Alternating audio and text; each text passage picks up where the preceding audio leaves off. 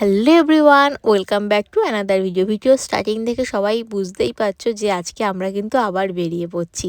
কোথায় যাচ্ছি সেটা পরে বলবো। এই যে আমি রেডি হয়ে গেছি, আর আজকে আমরা অনেকটা রাত করেই বেরিয়েছি। এখন বাজে রাত্রি 11টা। তো আমরা এই সময়টা বেরিয়েছি তার কারণ হচ্ছে টাইমিংয়ের জন্য। আমার হাজব্যান্ড যেভাবে গাড়ি চালায়, আমরা যদি আগে বেরোতাম অনেক আগে রিচ করে যেতাম। তার জন্য, আর হোটেল যেহেতু চেকিং দেরি করেছিল, তো তার জন্য আমরা ডিসাইড করি একটু রাত করে বেরোবো। আর এবারও কিন্তু আমরা লং ড্রাইভেই যাচ্ছি। জানি না কেন অন্য যে কোনো অপশানের থেকে আমাদের জীবনে যেন লং ড্রাইভটা আমরা বেশি প্রেফার করি। আমাদের পছন্দ, খুব ভালো লাগে। অ্যাকচুয়ালি বেশি ভালো লাগে, সব জায়গা দিয়ে যেতে পারি, সব রকম লোকের সাথে কথা বলতে পারি, সেখানকার খাবার টেস্ট করতে পারি, জিনিস কিনতে পারি। এই জন্যই মনে হয় লং ড্রাইভটা আমাদের একটু বেশি পছন্দ। আর গাড়িতে আমরা অনেকটা টাইম যখন স্পেন্ড করি না দুজনে, অনেক রকম মানে বাড়িতে থাকলে বা কাজের চাপে আমাদের সব রকম সবসময় কথা হয় না, টাইমও পাই না। বাট যখন আমরা ঘুরতে বেরোই, মানে যত রকমের কথা থাকে আমরা খুব ভালোভাবে শেয়ার করতে পারি। এর জন্য আমার আরও লং ড্রাইভটা বেশি পছন্দ। মানে তখন মনে হয় দুজনের আরও ভালো করে চিনতে পারি, বুঝতে পারি, অনেক কিছু ওপিনিয়ন শেয়ার করতে পারি। আর এটা ছিল পরের দিন মর্নিং, মানে একদম আর্লি মর্নিংয়ের এটা ফুটেজটা ছিল। যেহেতু ও একা অনেকটা রাস্তা ড্রাইভ করেছে, তো এখন ওর একটুখানি রেস্ট লাগবে। রেস্টের থেকেও বড়ো কথা ওর একটু চা লাগবে। আর আমি তো চা খাবো না, তো আমি নিয়ে নিলাম বিস্কিট। তো সব কিছু কমপ্লিট করে তারপর আমি ঘুমিয়ে পড়েছিলাম। আর ফাইনালি একদম হোটেলে এসে পৌঁছেছি, তার জন্য মাঝের কোনো ফুটেজ ছিল না। আর এটা ছিল আমার রুম ট্যুরের ভিডিও। মানে আমরা কোথায় এসেছি একটু বাদেই সেটা বলি। আর বাথরুমটা আমি যখনই যেখানে যাই সবার আগে বাথরুমটা দেখি, তারপরে রুমটা দেখি। যদিও আমরা অনলাইনে দেখে এটা বুক করেছিলাম, তাও গিয়ে দেখার একটা আলাদা রকম ব্যাপার থাকে যে ঠিকঠাক পেলাম নাকি। আর আমি আগে এখানটা দেখছি, তার কারণ হচ্ছে আমি ঠাকুরের জন্য একটা বেলপাতা এনেছিলাম। তো আগে এটা দেখে রাখলাম যে আমি ঠিকঠাকভাবে সিকিউরভাবে ঠাকুরের জিনিসটা রেখেছে নাকি, কারণ মাঝে মাঝে ভুলে যাই, একটু ভুলন্ত আছি, তো ভোলার রোগ আছে এই কারণে। আর ফুল সাইজ মিরর দেখে কোন মেয়ে নিজেকে কন্ট্রোল করবে, স্বাভাবিক, আমিও তাই পারিনি, একটুখানি টুক করে দুটো ছবি ভিডিও নিয়ে নিয়েছি। আর হোটেলে ঢুকেই যেটা আমরা প্রথম করেছিলাম, এখান থেকে চকলেট, স্প্রাইট, জল বের করে খেয়েছি, কারণ দুজনে প্রচণ্ড ক্লান্ত ছিলাম। তারপরে খেয়ে দিয়ে ঘুমিয়ে পড়ে একদম ডাইরেক্ট লাঞ্চ করেছিলাম। আর লাঞ্চ করে এই যে পৌঁছে গেছি ডেস্টিনেশানে। এবার সবাই আশা করছি বুঝতেই পারছো ভিডিওটা কোথাকার। ভিডিওটা বেনারসের। আমরা বেনারস গেছিলাম। আর এই যে আমাদের এটা ছিল নৌকা ট্যুর। এই 84টা, হ্যাঁ রাইট, 84টা ঘাট ট্যুর যেটা বলে, সেটাই এটা ছিল। তো আমরা একটা প্রাইভেট বোট আমাদের মতো করে নিয়েছিলাম, যেখানে শুধু আমরাই ছিলাম, আমি, আমার হাজব্যান্ড, বাবা মা, ব্যাস। আর যখন এই ঘুরছি, প্রচণ্ড রোদের একটা তাপ ছিল, মানে জাস্ট তাকাতে পারছি না, প্রচণ্ড কষ্ট হচ্ছিল। বাট তার মধ্যেও একটা অন্যরকম ফিলিংস, আফটার অল মহাদেবের শহরে এসেছি, একটা অন্যরকম ভালোবাসা ছিল। এই সমস্ত ঘাট কমপ্লিট করে এরপর আমরা যাব দশামেধ ঘাট। ওখানে আমরা দেখব সন্ধ্যার আরতি। মনে অসম্ভব একটা আনন্দ হচ্ছিল, ফাইনালি গঙ্গা আরতিটা দেখবো। মানে ছোটোর থেকে অনেকের মুখে শুনেছি, তারপরে তো বিভিন্ন রিলস ভিডিও সব কিছুতে দেখেছিলাম, ফাইনালি সেটা আজকে নিজে দেখবো। আর এটা ছিল মানিকার্নিকা ঘাট।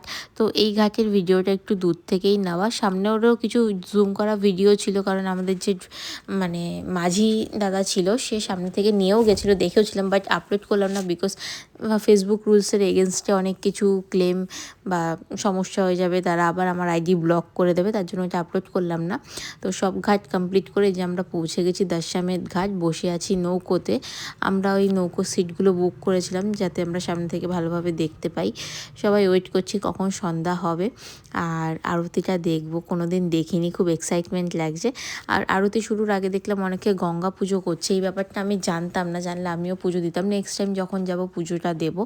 আর ফাইনালি আরতিটা দেখতে পাচ্ছি, মানে ওইখানে যখন আরতিটা চলছে পরিবেশটাই একটা অন্য রকম হয়ে গেছিলো, মানে জাস্ট অন্য ভাইবস। তারপরে গঙ্গাতে প্রদীপ দিয়ে মা গঙ্গাকে নমস্কার করে আমরা কাশী বিশ্বনাথ মন্দিরটা বাইরে থেকেই দেখলাম, কারণ কালকে সকালে এসে যেহেতু পুজো দেবো, তার আগে যেতে হবে কাল ভৈরব মন্দির।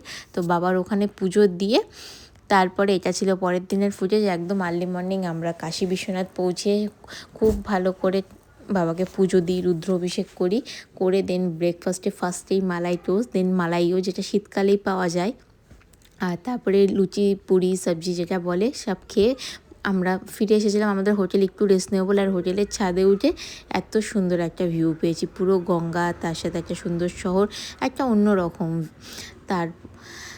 তারপর আমরা পৌঁছে গেছিলাম, একটুখানি রেস্ট নিয়ে অবশ্যই, কারণ সকালবেলা উঠেছি যেহেতু, একটুখানি রেস্ট নিয়ে আমরা আবার দুপুরের দিকে বেরিয়েছিলাম সংকটমোচন মন্দির, হনুমান মন্দির, তুলসী মন্দির, ত্রিদেব মন্দির, যা যা ছিল সব দর্শন করতে।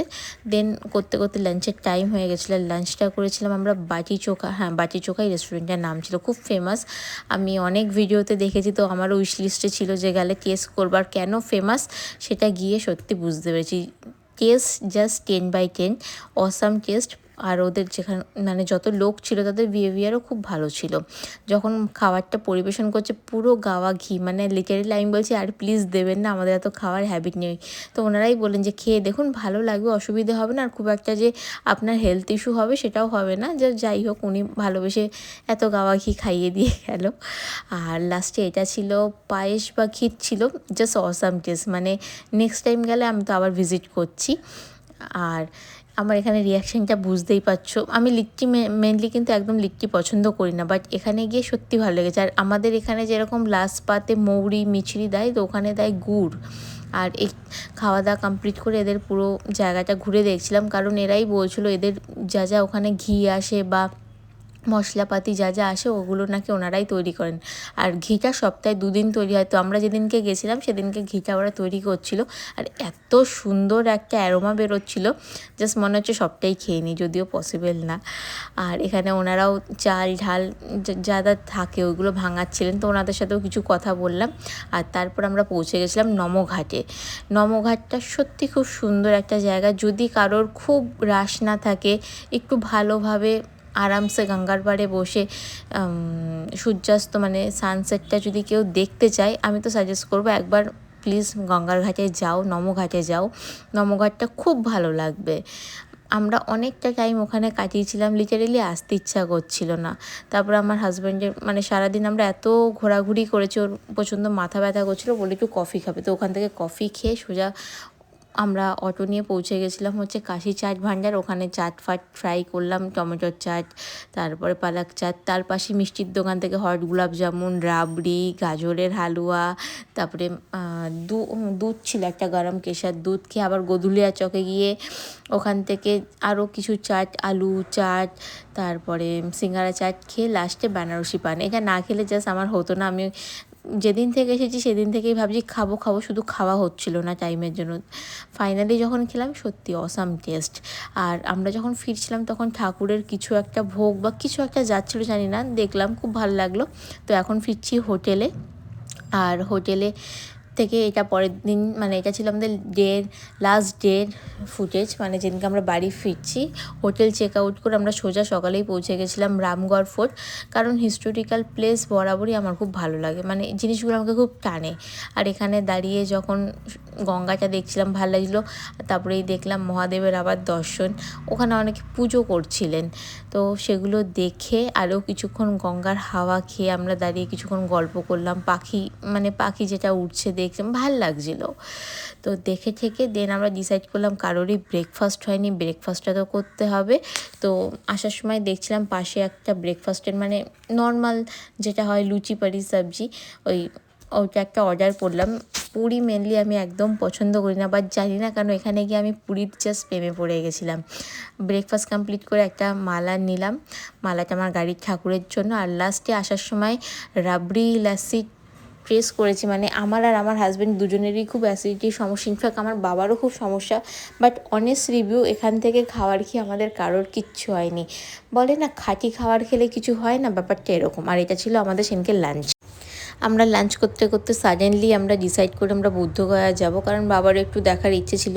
আর আমরা ডিসাইড করলাম যখন ওই রাস্তা দিয়েই যাব, কিছুটা কিলোমিটার আগালেই যদি আমার জায়গাটা দেখা হয়ে যায় তো অসুবিধা কী। তো সাডেন প্ল্যান করে আমরা পৌঁছে গেছিলাম বুদ্ধগয়া। আমারও কোনো দিন দেখা হয়নি, নাম শুনেছিলাম। তো ওখানে যেদিনকে আমরা পৌঁছলাম সেখানে ওদের কোনো একটা সেরিমানি চলছিল, ভালোই লাগলো, বেশ অন্যরকম ব্যাপার। আর এখানে বাসনের দোকানগুলো দেখে আমার বেশি ভালো লাগে, ভাবলাম কিছু কিনবো, বাট এতটা ওভার প্রাইস আর কেনার ইচ্ছে হয়নি। বুদ্ধগয়া পৌঁছে আমরা আবার সেকেন্ড আর একটা প্ল্যান করলাম, সেটা আমি নেক্সট ভিডিওতে দেবো। ভিডিওটা একটু লং হয়ে গেল। আর এটা ছিল মন্দিরটা, বাইরে ফোন জমা রেখে দেন আমরা এন্ট্রি করেছিলাম।